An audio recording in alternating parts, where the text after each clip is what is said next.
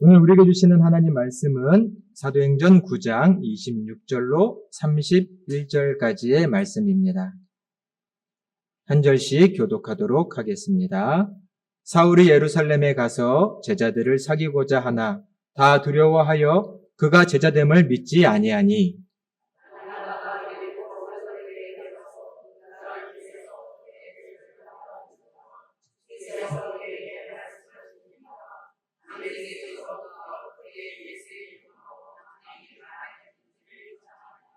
사울이 제자들과 함께 있어 예루살렘에서 출입하며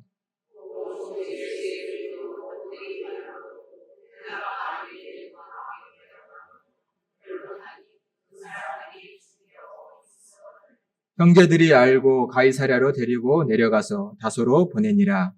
그리하여 온 유대와 갈릴리와 사마리아 교회가 평안하여 든든히 서가고 주를 경외함과 성령의 위로로 진행하여 수가 더 많아지니라. 아멘. 할렐루야. 오늘도 주님의 말씀이 우리에게 새 믿음과 결단 주시기를 간절히 축원합니다. 지난 주일은 우리 평강교회가 창립 21주년을 맞이하여 감사의 예배를 드렸습니다. 우리 하나님께서 우리 교회에 하늘의 평강으로 가득하게 하시고 또 늘 건강하여 날로 부흥하는 교회가 되게 해주실 줄로 믿습니다. 오늘도 참된 교회란 무엇인가 하나님의 말씀을 통해 알아보고 우리의 마음을 새롭게 하기를 원합니다. 우리가 다 아는 인도의 유명한 지도자 간디는 예수님에 대해 그의 마음을 높여 숭배했다고 나와 있습니다.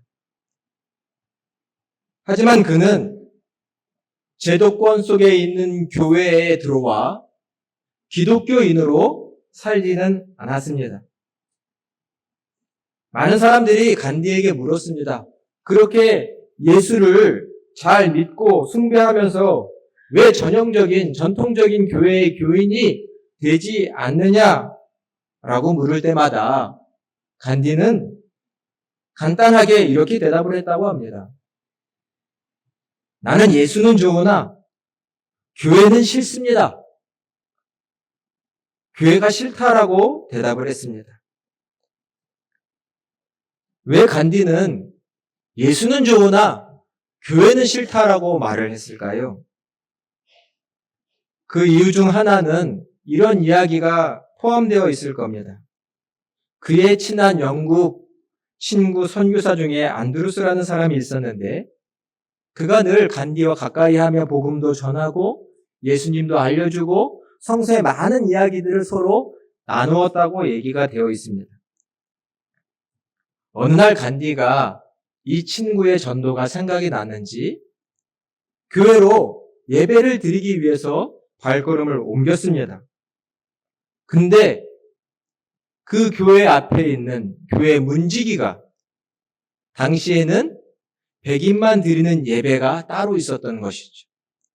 그 문지기가 간디는 유색인종이라고 하면서 그 예배에 들어오지 못하도록 거절했던 것입니다.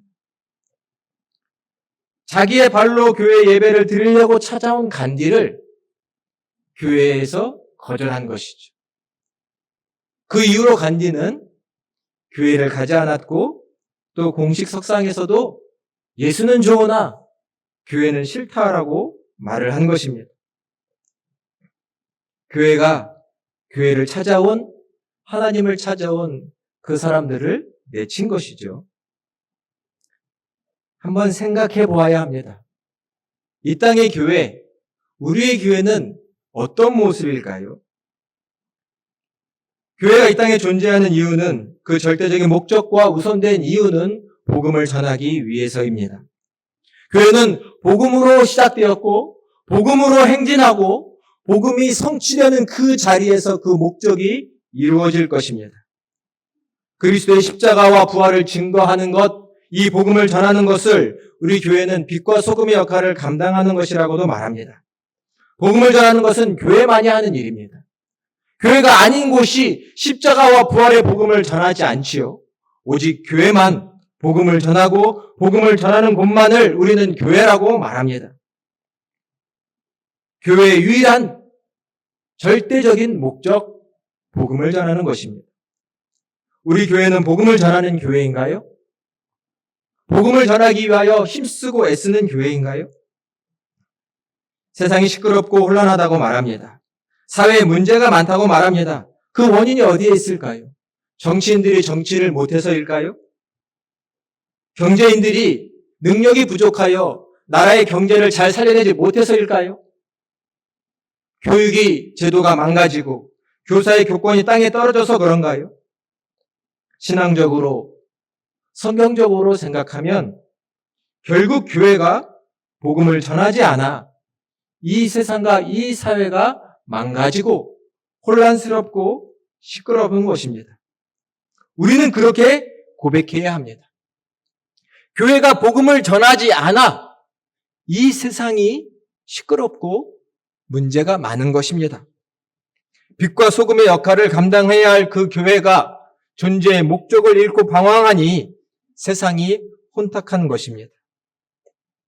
복음이 없이는 한 개인도 한 사회도 바로 설 수 없다.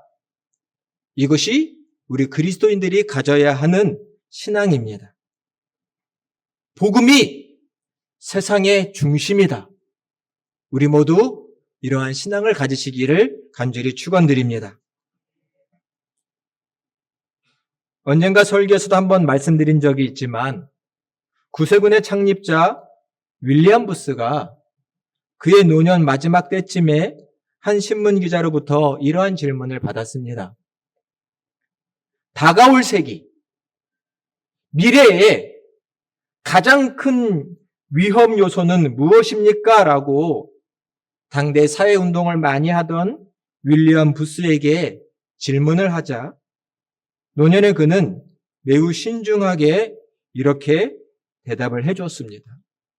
첫째는 중생 없이 용서를 전하고 있는 철학적인 기독교가 위험 요소입니다. 사람은 중생하지도 못하고 거듭나지도 못했는데 그저 용서받았다고 용서를 전하고 있는 그런 철학적인 기독교 문제라는 것입니다. 두 번째로는 그리스도가 없는 교회가 위험 요소입니다. 십자가를 걸어놓고 그렇게 교회를 외치는데 그리스도 없는 교회가 어디 있을까요? 그러나 사람들이 교회를 찾아왔는데 이곳에서 교회에서 그리스도를 만나지 못합니다. 그러니 그리스도가 없는 교회지요. 그 교회가 다가오는 세기의 가장 큰 위험 요소라고 윌리엄 부스는 자기의 신앙을 담아 이야기하였습니다. 그리고 오늘 우리는 그 위험 요소들을 맞닥뜨리고 있습니다. 사람들이 교회를 찾아오나 이 자리에서 그리스도를 만나지 못합니다. 세상에서 방황하고 상처 입고 시달려 내 삶을 다시금 새롭게 시작하고 싶어. 그래도 교회를 가면, 저곳에 가면 내 삶을 새롭게 시작할 수 있는 방법을 얻을 수 있겠지. 도움을 받을 수 있겠지라고 교회에 발걸음을 옮겼으나 이곳에 와서도 예수 그리스도를 만나지 못합니다. 그의 삶을 새롭게 시작할 수 없습니다. 교회가 희망이 되어주지 못합니다. 그저 값싼 위로를 건넬 뿐입니다. 방황하는 사람들에게 그들의 잘못된 삶을 중단하게 만들 따끔한 채찍질도 책망의 말도 메시지도 전하지 못하는 교회가 되어버렸습니다. 교회가 교회답지 못하니 세상은 방황하는 것이고 세상에는 더 많은 문제가 생기는 것이죠. 참된 교회 그리고 그 부흥은 어떻게 이루어지는 것일까요? 우리 평강교회 3대 핵심 가치의 첫 번째는 건강하고 성장하는 교회입니다. 건강하면 성장한다는 것은 자연 이치입니다. 교회가 교회다운 것을 건강하다라고 말합니다. 건강하면 교회는 성장하게 되어 있습니다. 이것을 다른 표현으로 하자면 그리스도의 생명력이 이 교회 안에 가득하고 충만하면 교회는 교회다울 것이고 교회는 살아있는 것이고 그 살아있는 교회는 성장하게 될 것입니다. 그리스도의 생명력이 가득한 교회냐 그렇지 못하느냐의 문제가 있습니다. 독일의 유명한 신학자요 목회자인 본 회퍼 목사님은 나치의 박해에 의해서 교회가 무너져가고 망가져갈 때에 교회의 개혁을 부르짖었던 목사님이십니다. 그분이 이러한 고백을 한 적이 있습니다. 그리스도는 교회의 공동체로 실존한다. 다시 말씀드려볼까요? 그리스도는 갑자기 짜잔 우리 앞에 나타나서 그의 손과 발을, 못 박힌 손과 발을 보이시는 것이 아니라 그리스도의 교회 공동체로 이 세상 가운데 실존한다라고 그 유명한 신학자는 말했습니다. 그리스도의 생명력이 우리의 각자의 삶에 우리의 모임 가운데 나타나야지만 교회가 그리스도의 실존을 드러낸다는 말씀입니다. 우리 한 사람 한 사람에게 그리스도의 생명의 능력이 나타날 때, 그런 사람들이 모일 때, 그런 사람이 생겨날 때 교회는 그리스도의 실존을 드러내는 교회가 된다는 것입니다. 반대로 그리스도의 생명력이 나타나지 않는 교회는 죽은 교회요, 더 이상 교회가 아니라는 말씀입니다. 어떻게 그리스도가 우리 가운데 거하실까요? 하나님의 말씀과 성령을 통해서 그리스도는 우리와 함께 하십니다. 요한복음 1장 14절에 보면 그러한 말씀이 있죠. 말씀이 육신이 되어 이 땅 가운데 거하시니 우리가 하나님의 독생자의 영광을 보았다. 예수님만이 하나님의 아들로서 하나님의 진리를 우리에게 말씀하시는 분이셨고 하나님의 말씀이 육신화되어 성육신되어 우리에게 보이시는 분이십니다. 오직 예수님은 우리 가운데 하나님의 말씀으로 임하시는 분이십니다. 우리는 말씀을 통해서만 그리스도를 만납니다. 그래야 우리는 더 하나님의 말씀을 깊이 깨달아야 할 것입니다. 여러분, 하나님의 말씀을 사랑하시나요? 사랑하시는 만큼 그리스도가 내 삶의 자리에 깊이 거하시는 것입니다. 우리가 보고 있는 성경은 인간의 문자로, 언어로, 또 종이 지면에 쓰여 있습니다. 이 인간의 문자가 살아있는 하나님의 말씀이 되게 하는 것이 성령이 하시는 역사입니다. 내 삶의 자리에서, 내 삶의 문제와 정황에 하나님이 개입하셔서 역사하시게 하는 그 하나님의 말씀이 생생히 들려오게 하시는 그 일이 성령이 하시는 일입니다. 말씀이 깨달아지게 되고 내 삶을 회개하고 뉘우치게 되고 그리고 거듭나게 하시는 분은 오직 성령이십니다. 이 삶의 변화가 성령을 통해서 이루어집니다. 그리스도의 생명이 약동할 때 그것은 곧 성령이 강하게 역사할 때 그 교회는 참된 교회, 하나님의 영광이 나타나는 교회가 되는 것입니다. 우리 교회는 성령의 역사가 나타나는 교회인가요? 그러한 교회가 되기를 정말 간절히 소망합니다. 우리는 이때에 그러한 교회가 되기로 결심하며 더욱 기도해야 할 것입니다. 지난주일 초대교회의 모습, 그 상황들을 여러분께 말씀드렸습니다. 마가의 다락방에 모여서 기도하던 제자들에게 성령이 불길같이 임하였고 그들이 성령의 충만함을 받아 담대함으로 복음을 전하였습니다. 하루에 3,000명이 예수님을 믿었고 세례를 받았고 초대교회가 탄생하였습니다. 사도의 가르침을 받았고 서로 교제했고 떡을 뗐으며 기도하기를 힘썼습니다. 그렇게 놀랍게 교회는 부흥했습니다. 그러나 부흥과 함께 교회에는 박해와 핍박도 함께 임했습니다. 유대인들이 가만히 있지 않았지요. 예수를 믿는 제자 공동체, 저 이단들을 박해하고 없애는 것이 유대인들의 간절한 목표였습니다. 이 박해로 인하여 예수님의 형제 야고보가 순교를 당했지요. 초대교회의 집사인 스데반이 돌로 맞아 죽었습니다. 많은 교회의 예수님 제자 공동체가 사방팔방으로 흩어졌고 심지어는 이방 지역까지 퍼져나갔습니다. 난민처럼 떠돌이가 된 것이지요. 예루살렘에 있던 그들의 집과 재산은 몰수당했습니다. 그럼에도 초대교회의 제자 공동체들은 그들이 각자 흩어진 그곳에서 예수님을 증거하고 복음을 전했습니다. 교회는 복음을 전하기 위해 있고 복음을 전하는 곳이 교회이기 때문입니다. 수많은 박해와 어려움이 있었지만 부흥의 불씨가, 복음의 불씨가 꺼지지 않았습니다. 오히려 더 많이 번져갔습니다. 그 박해의 중심에 우리가 잘 알고 있는 사울이 있습니다. 예수님 믿는 사람들 잡아다가 때리고 감옥에 가두는 것이 하나님을 섬기는 일이라 믿었던 사울은 공회로부터, 당국자들로부터 그들을 잡아올 공문을 받아가지고 저 멀리 있는 아람의 수도까지, 다메섹까지 가는 길이었습니다. 그 길에서 사울이 갑자기 하늘로부터 임하는 큰 빛을 보고 고꾸라집니다. 그동안 보지 못했던 매우 특별한 빛이었겠죠. 갑자기 사울에게 음성이 들려옵니다. 사울아, 사울아, 내가 왜 나를 핍박하느냐? 사울이 묻습니다. 누구십니까? 보이지 않고 음성만 들려오기 때문입니다. 나는 내가 핍박하는 예수니라.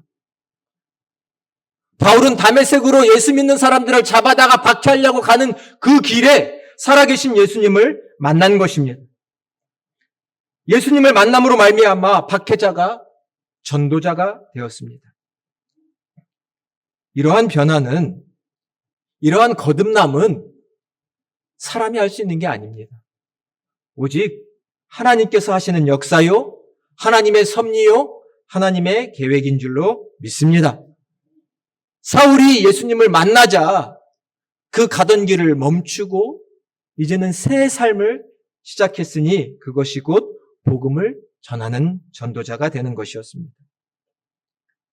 사울은 곧 다메섹에 들어가서 이 예수 그리스도의 복음을 전하는 자가 바로 되었습니다. 그러자 많은 유대인들이 놀랐겠지요.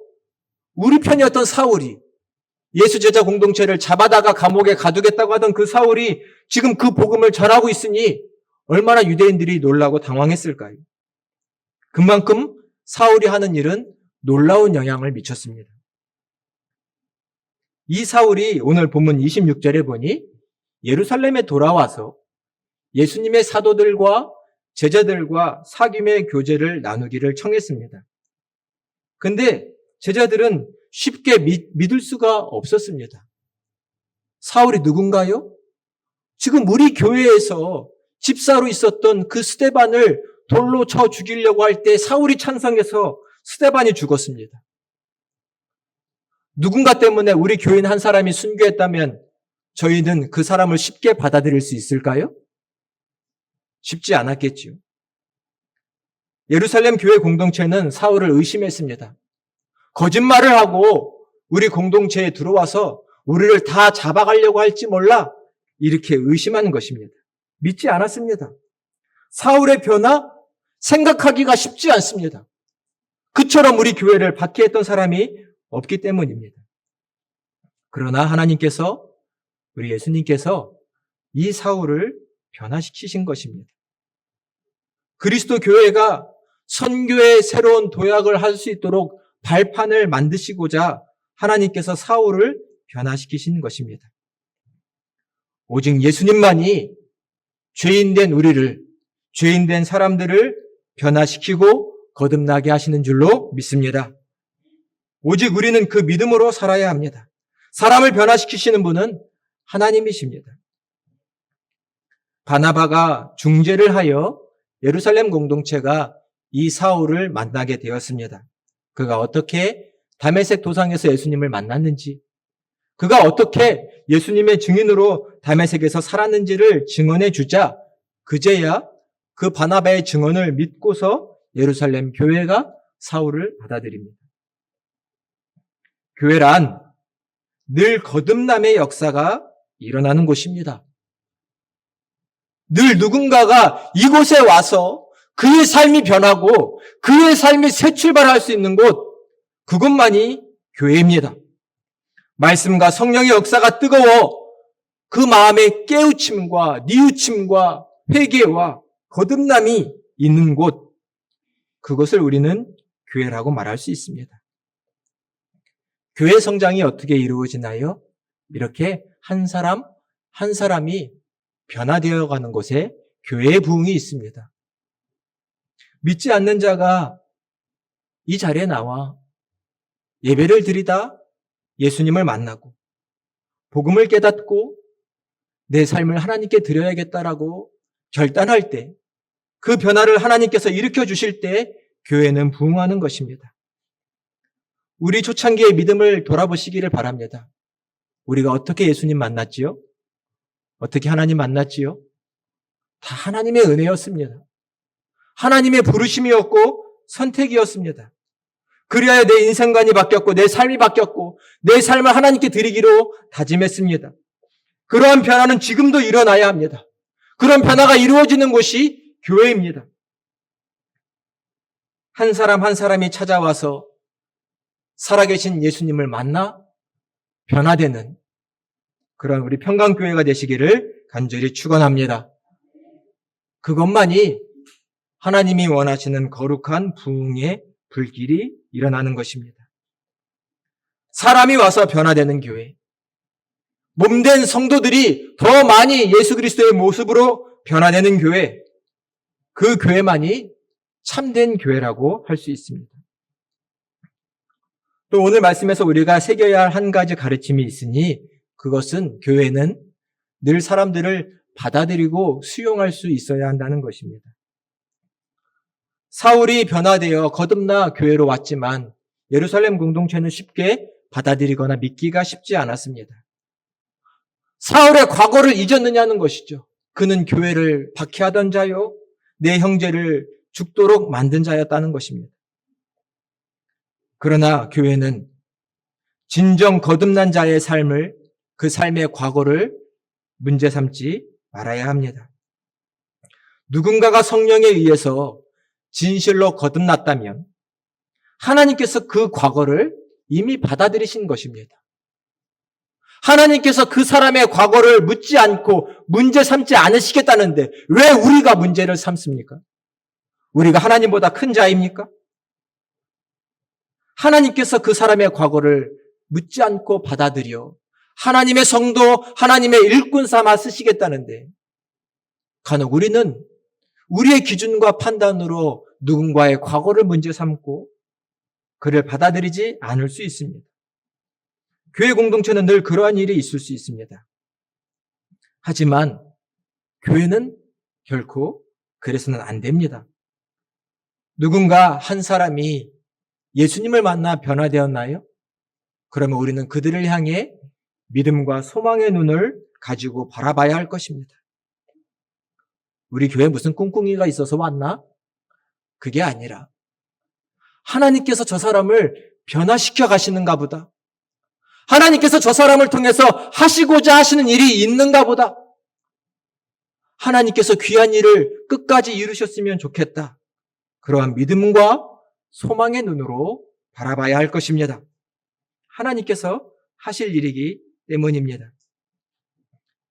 우리는 예수님을 만나 새롭게 변화되어가는 사람들이 많아지기를 소망하며 기도하고 헌신해야 합니다. 사울이 예루살렘에 와서도 복음을 열심히 전하자 예루살렘의 유대인들에게 많은 박해를 받았습니다. 그러나 이제는 교회 공동체가 그를 지켜주고 보호해 줍니다. 믿어주는 것이죠. 이 초대교회, 이 예루살렘 교회의 모습을 결론적으로 오늘 성경 본문은 31절에서 이렇게 말합니다. 우리 함께 봉독해 보도록 하겠습니다. 31절입니다. 그리하여 온 유대와 갈릴리와 사마리아 교회가 평안하여 든든히 서가고 주를 경외함과 성령의 위로로 진행하여 수가 더 많아지니라. 아멘. 초대교회 예루살렘 교회의 모습 설명합니다. 평안하였다. 그리고 든든히 서갔다. 각 성도들의 마음에 하나님을 경외하는 마음이 있었고 성령의 위로가 가득하였고 그러하다 보니 날마다 구원받는 사람의 숫자가 더 많아졌다라고 고백합니다. 이러한 평강교회가 되기를 간절히 축원합니다. 오직 성령께서 한 사람 한 사람을 변화시키고 거듭나게 하실 때, 또 우리를 새롭게 하실 때 평강교회는 날마다 부흥하는 교회가 될 것입니다. 이 변화는 하나님이 하시는 것입니다. 이 목사가 평강교회 부흥 30기도를 나눠드리면서 함께 기도하자고 말씀드렸습니다. 많은 기도의 제목이 있고 각 기관과 사역들을 위해서 기도합니다. 기도를 하다 보면 제 기도가 한 곳으로 모아진다는 것을 느낍니다. 그 기도는 뭐냐면 이런 것입니다. 주님, 이 종을 변화시켜 주십시오. 제 기도는 이렇게 모아집니다. 주님, 저를 변화시켜 주십시오. 교회를 더 잘 섬기도록, 하나님 나라를 이 땅 가운데 잘 세울 수 있는 자가 될 수 있도록, 이 모든 사역을 잘 감당하는 자가 될 수 있게끔 이 종을 변화시켜 주십시오. 라고 하나님께 기도하게 됩니다. 성령께서 우리 모두에게 이런 놀라운 변화를, 이런 새로움을 허락해 주시기를 간절히 축원합니다. 거듭남의 역사가 있는 교회, 죄인들이 와서 예수님을 만나 새로워지는 그런 귀한 교회, 그런 역사가, 성령의 역사가, 성령의 능력이 나타나는 교회, 그런 평강교회, 그런 새로운 교회가 되기를 예수 그리스도의 이름으로 간절히 축원드립니다.